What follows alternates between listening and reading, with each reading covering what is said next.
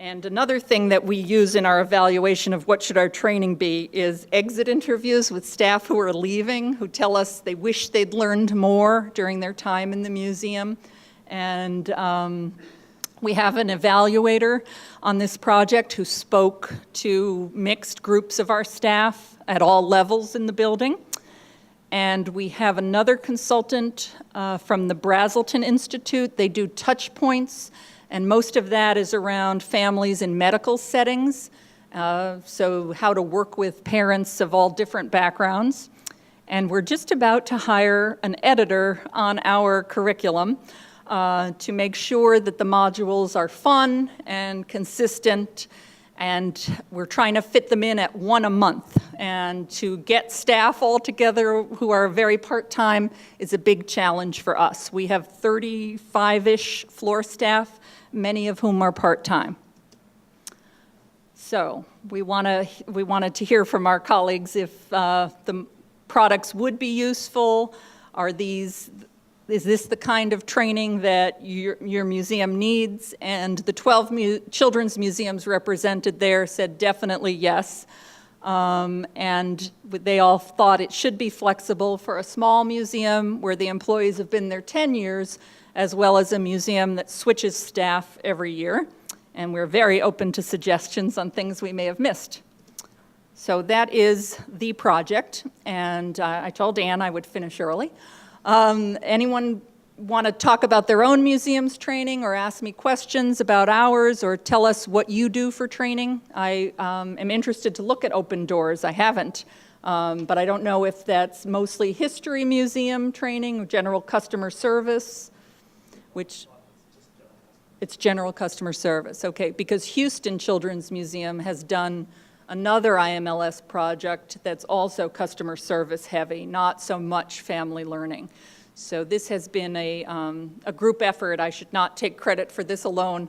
In Boston, it's a team of about 6 people, and in Chicago, it's a team of about 6 people, and we've piloted it in each museum, and now we're going into the second round. So we hope it's effective. And the other interesting thing about the evaluations were parents in Chicago and Boston said a lot of the same stuff. Yeah, your staff are pretty good, the restaurant's terrible.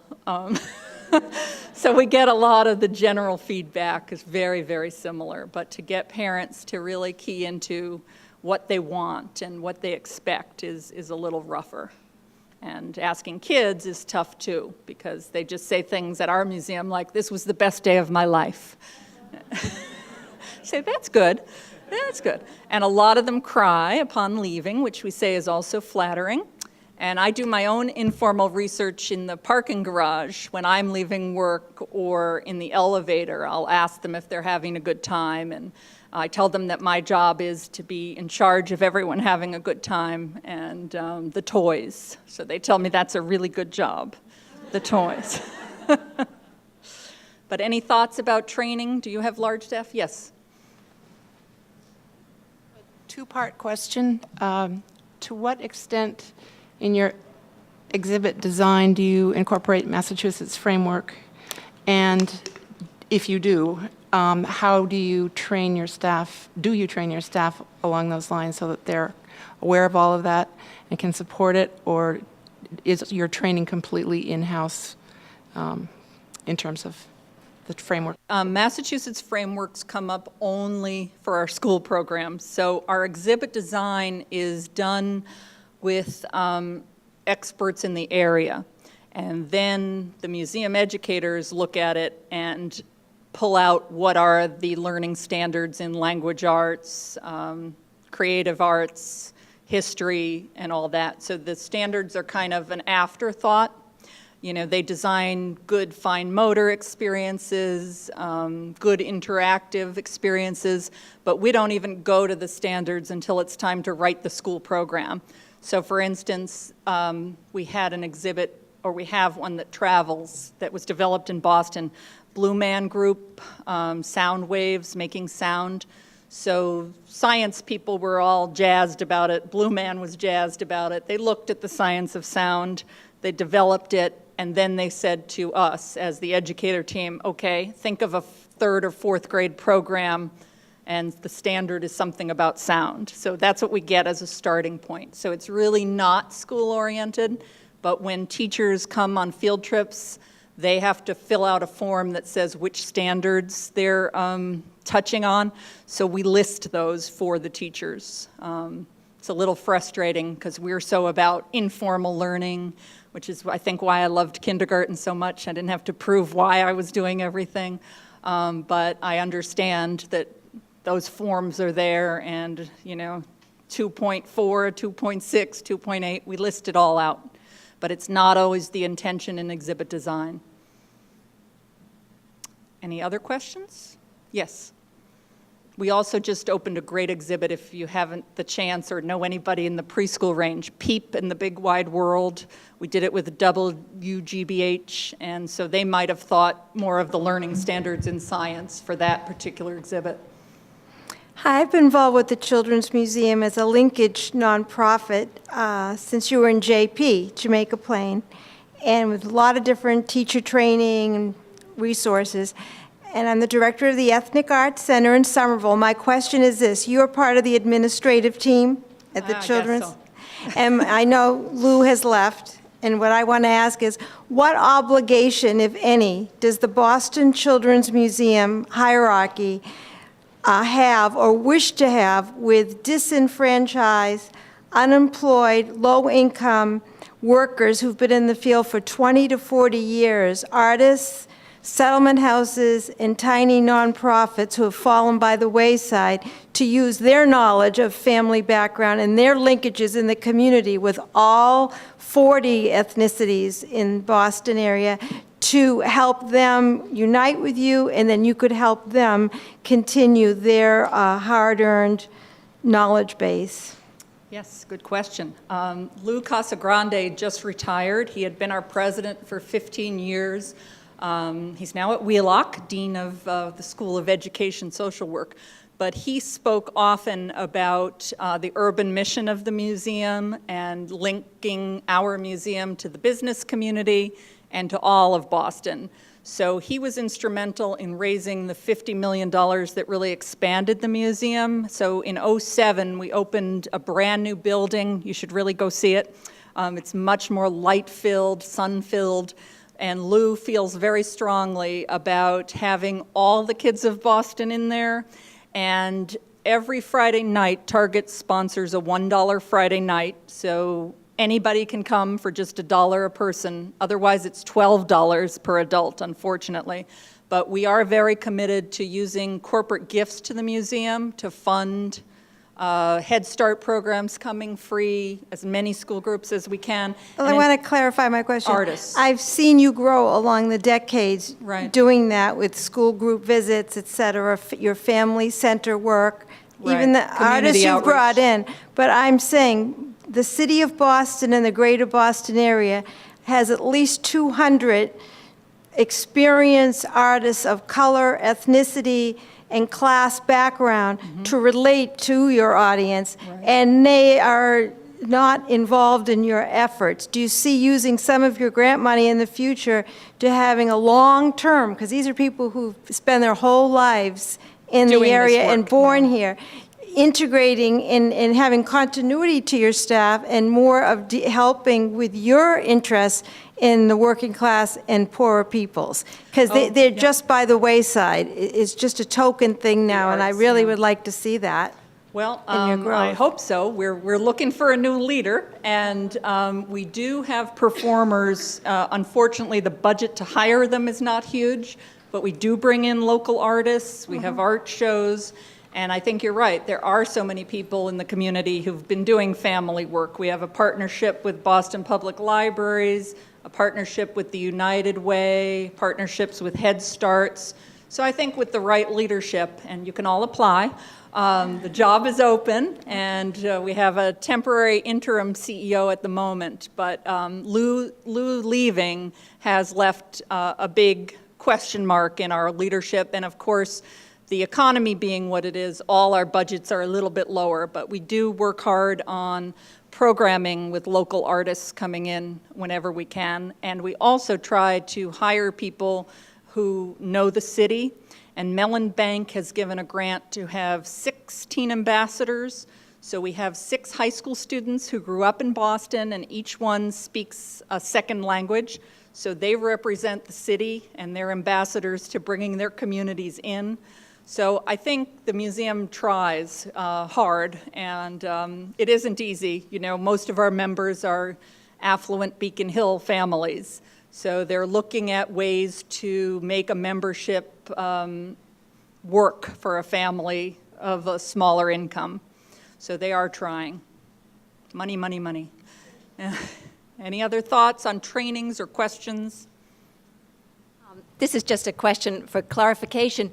When you talk about frontline staff, are you talking about paid staff mostly, or do you have a combination of paid and unpaid staff? Yeah, we're really bad at that. We have only paid frontline staff. I think we look at some institutions represented here, like Museum of Science, who have an extensive history of volunteers. The only volunteers we have are related to our Japan house, and they do repairs on that beautiful old house, and they're sort of worried about their English in terms of interpreting. One of them is now working on the staff.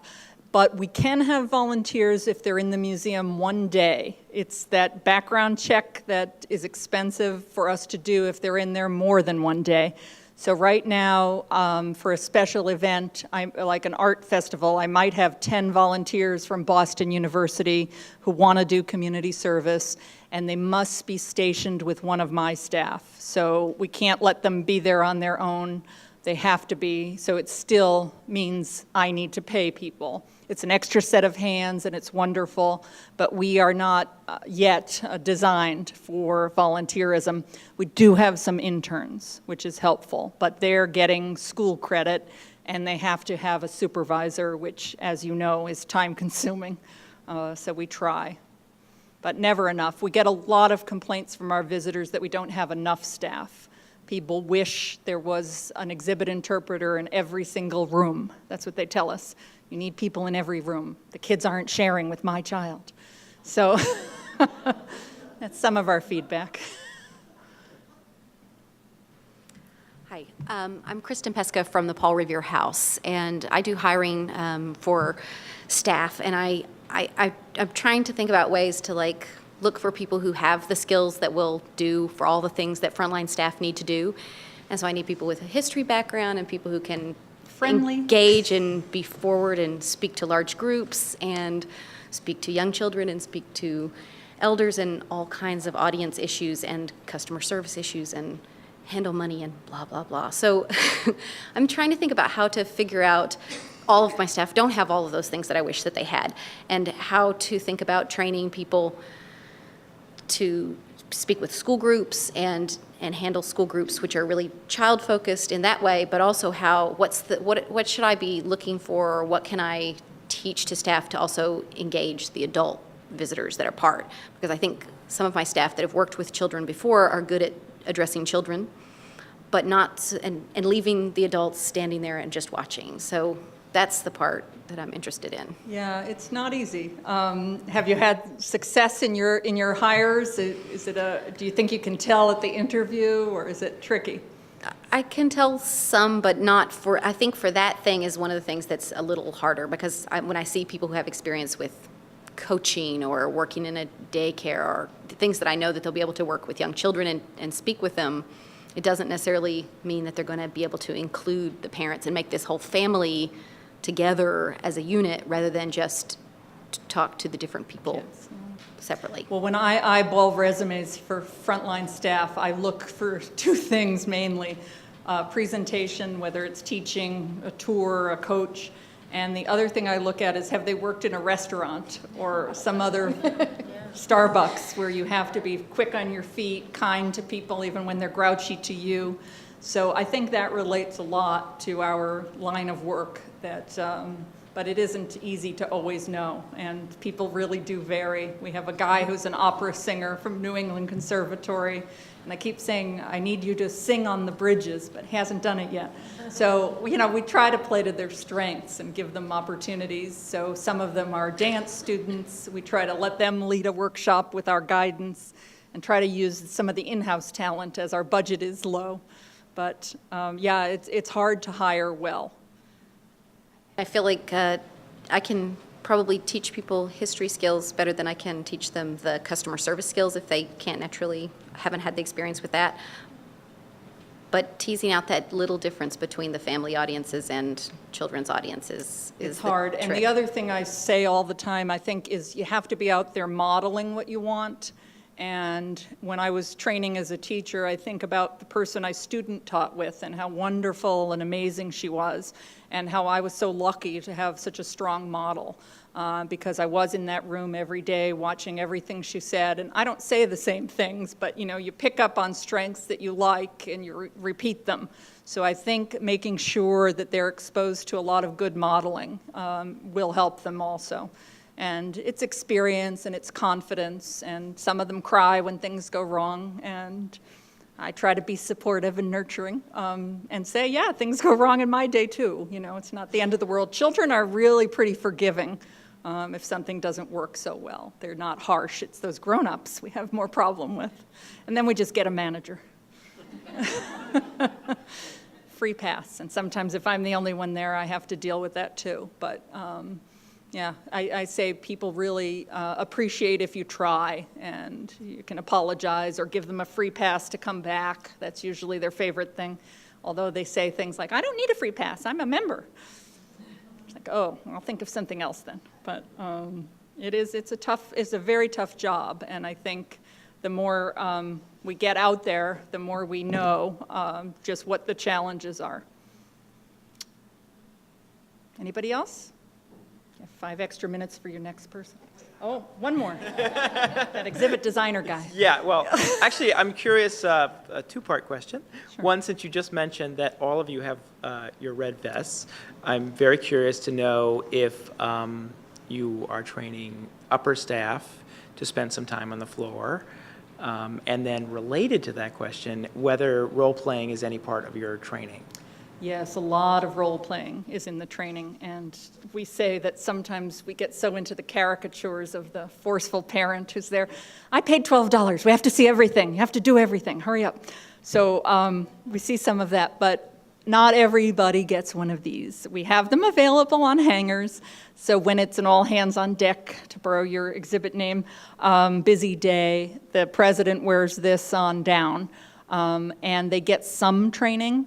And they tend to choose what they'll volunteer to do. So they choose things like give out the map. And one of my favorite memories of Lou, our retired president, is he had this on, and people don't know he's Lou the president. And I took his walkie-talkie to go find a lost child. And when I came back, he was really panicking. And he said, "Thank goodness you're here, Ellen." And I said, "What happened?" And he said, "This little girl has a splinter in her butt right through her tights." And I said, "Don't worry, I know what to do." So, yeah, the challenges are huge. And I think it humbles everybody to be out there and try. But I think it reminds them that we are asking so much of our frontline staff. And they are, in the pay scale, the least well-paid. And we try to make them feel really appreciated. But I know that the public doesn't always say thank you. Even when they've lost their child and we find that child, they're so flustered, many of them forget to thank us. So sometimes we get a nice letter a few days later, and we found a grandpa after 2 hours. So sometimes it's not just the kids who are missing. And we did look at the local bar, but that's not where he was. He decided to go home. He took the T home because he couldn't find the rest of his family, and nobody had the right cell phone number. So even in the age of cell phones, Grandpa was missing for 2 hours. So yeah, it happens. All right, well, thank you all for your attention, and onward.